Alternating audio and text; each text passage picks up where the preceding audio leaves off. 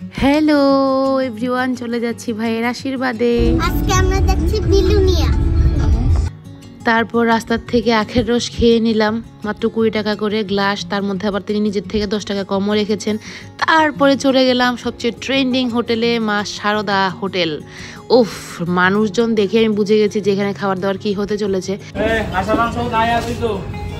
আমরা ঢুকেই একটা প্লেট হাঁসের মাংস অর্ডার করে দিয়েছি তাড়াতাড়ি করে। আর দেখুন এই প্লেটে তরমুজও দিয়ে দেয়। এখানে স্পেশালিটি হলো এখানে 6 ধরনের ভর্তা পাওয়া যায়। এটা হলো এখানের মেইন স্পেশালিটি, এখানের মেইন আকর্ষণ। মানে 6 ধরনের না, অ্যাকচুয়ালি 8 ধরনের ভর্তা পাওয়া যায়। ওই দিন 6 ধরনের ভর্তা ছিল।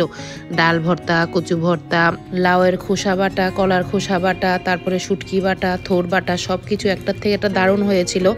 তো আমি একটু ডাল আর নিরামিষ নিয়ে নিয়েছিলাম, ওইটা দিয়ে মেয়েকে খাইয়েছিলাম। আর সবার শেষে শুটকি বাটাটা খেয়েছিলাম, আমার শুটকিটা একটু বেশি প্রিয় বলে। তারপরে হাঁসের মাংস দিয়ে খেয়ে নিলাম, আর শেষে একটা চাটনিও দিল, খুব টেস্টি। আর মালিক মশাইয়ের ব্যবহার ভীষণ ভালো, আমার মেয়েকে একটা হাজমোলা দিল, সঙ্গে আমাকে একটা। যাই হোক, কথা বলতে বলতে যে মাতার বাড়ি পেরিয়ে গেলাম। সূর্যও দেখুন আস্তে আস্তে অস্ত চলে যাচ্ছে, ডান দিকে দেখুন। আর এরপরে যে দেখুন বিলোনিয়া ঢুকে গেছি, আর যখন স্কুল পার হচ্ছি সব কিছুই চেঞ্জ হয়ে গেছে। তারপরে এই যে আমাদের বিকেআই মাঠ, আর এই যে সামনে স্মৃতি মন্দির গেট। তো চলে আসলাম বাড়ির সামনে, এই যে বিলোনিয়া ল্যান্ডপোর্ট। তো যাই হোক, বাড়িতে ঢুকার আগে এই যে আমাদের বুড়ি পুকুর, এই বুড়ি পুকুরেই সারা জীবন স্নান করেছি। এই যে প্রত্যেকটা ঘাট দেখালাম, প্রত্যেকটা ঘাটেই স্নান করেছি। এক ঘাট থেকে আরেক ঘাটেও গেছি সাঁতার কেটে কেটে। এই যে বাড়িতে ঢুকলাম, আর রিও এই যে করছিল ঘেউ ঘেউ ঘেউ। আর আমরা হলো নায়র, তাই আমরা যাওয়ার পরে দিল জোগাড়, আর সবাই মুখ ঢাকছিল, মানে সবাই মেকআপ ছাড়া এখন ভিডিও করতে চান। আর সবাই তো এমনিতেই সুন্দর, আমার বৌদি তো মেকআপ ছাড়াই দারুণ সুন্দর। আর ও যে চেহারা লুকাচ্ছিল বর বলে কথা, আমার তো বিশ্বাসই হয় না ওর যে বিয়ে ঠিক হয়ে গেছে। যাই হোক, সব কিছু সেরে টেরে বেরিয়ে পড়লাম ফুল কিনতে, কিছু কিছু টুকিটাকি জিনিস বাকি ছিল এগুলি কিনতে, কারণ তত্ত্ব সাজাতে হবে। আর তত্ত্বটা সাজাচ্ছিল আমার বর আর বৌদি মিলে, দারুণ তত্ত্ব সাজিয়েছিল তারা, খুব সুন্দর হয়েছিল তত্ত্ব সাজানোটা। তো তারপরে আমার দিদিভাই এসেও যোগদান করেছে এর মধ্যে। আর আমি সোজা চলে গেছিলাম রান্নার ডিপার্টমেন্টে, ওইখানে যখন লোক আছে তো আমি রান্না করে নিচ্ছিলাম পোলট্রির মাংস কষা কষা, তারপরে খাসার চাল দিয়ে পোলাও করব। আর এদিকে আমার দিদিভাইয়ের ছেলে, আমার মেয়ে, আর এই যে আমার রাঙ্গা ভাইয়ের ছেলে, মানে আমার ভাইপুত, সবাই মিলে ডান্স করে নিচ্ছিল। তো এভাবে করেই রাত্রটা চলে গেল। পরদিন সকালে চা নিলাম, চিড়ার লাড্ডু নিলাম, বসে গেলাম খেতে। চাটা তো দারুণ হয়েছে, আর চিড়ার লাড্ডুগুলি এত টেস্টি, বিলোনিয়া চিড়া লাড্ডুর মতো হতেই পারে না। তো তারপরে রাত্রে যে পোলাও করেছিলাম সেটা রাঙ্গা ভাই অমলেট দিয়ে খাচ্ছিল, সঙ্গে আমাকে খাইয়ে দিচ্ছিল, বলছিল দুপুরে খেতে খেতে তোর দেরি হয়ে যাবে, একটু খেয়ে নে। আর এই যে আমাদের বিলোনিয়া বাড়ি শেষমেশ বিক্রির ব্যবস্থা হয়েই গেছে, তাই কাজ চলছে। তারপরে চলে গেলাম পার্লারে, চন্দ্রাস মেকওভার। দিদির ব্যবহার খুব ভালো, অবশ্যই যোগাযোগ করবেন দিদির সাথে। আর আমার ভাইকে গোলাপ আনতে বলেছিলাম, দেখুন গোলাপের কি অবস্থা। তো সবাই সেজে নিলাম, দিদি ভাই, আমি, আর রাঙ্গা বৌদি, আর আমার ভাই এই যে বসে গেছে। বিশ্বাসই হচ্ছে না ওকে দেখে যে ওর আশীর্বাদ, কোনোভাবেই বিশ্বাস করতে পারছিলাম না। যাই হোক, সবাই মিলে একে একে ওকে আশীর্বাদ করা শুরু করে দিলাম। এই যে আমার জেঠিমণি ওকে আশীর্বাদ করছিল, তারপরে একে একে সবাই আশীর্বাদ করে নিচ্ছিলাম। যে আমার রাঙ্গা বৌদি, রাঙ্গা ভাই, আমি সবাই মিলে আশীর্বাদ করে নিচ্ছিলাম, কারণ টাইমটা তো লিমিটেড ছিল। আমার ভাইয়ের পরে আমার ভাইয়ের বউকেও তো আশীর্বাদ করতে হবে, মানে হবু বউকে। তো এই ছিল আমার ভাইয়ের এপিআই মানে আশীর্বাদ পারপাস ইনকাম, ঠিক আছে। তারপরে আমরা তত্ত্বগুলি নিয়ে চলে যাচ্ছিলাম সুন্দর করে সাজিয়ে রাখার জন্য। তো যে তত্ত্বগুলি মেয়ের বাড়িতে যাবে, আর ছেলেও কি কি তত্ত্ব পেয়েছে সেটাও বাড়িতে গিয়ে দেখাবো। এই যে সুন্দর একটা টেডি দিয়েছে, সুন্দর করে মিষ্টি, সব কিছু সুন্দর করে সাজানো হয়েছিল।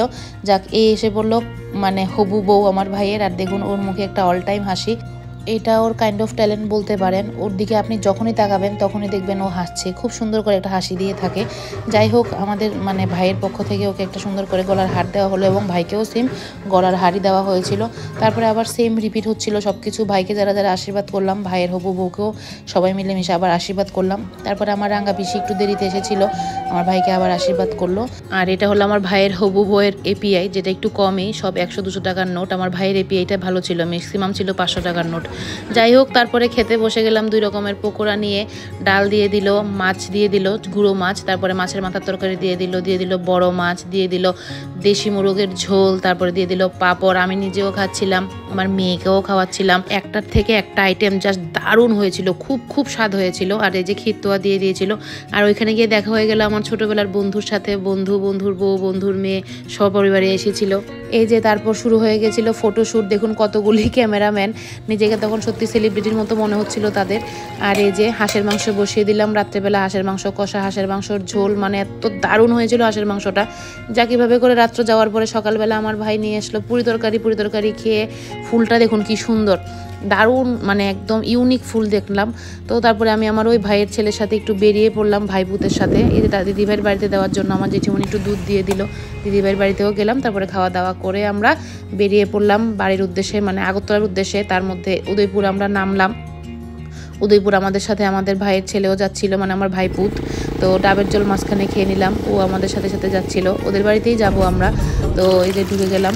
তারপরে দেখুন গিয়ে দেখি ইলিশ মাছ ভাজি করছে, ইলিশ মাছ সর্ষা করেছে, এত টেস্টি হয়েছে ইলিশ মাছটা। আর হাঁসের ডিম রান্না করেছে, এই যে আমার রাঙ্গা ভাই বাজার করেছে।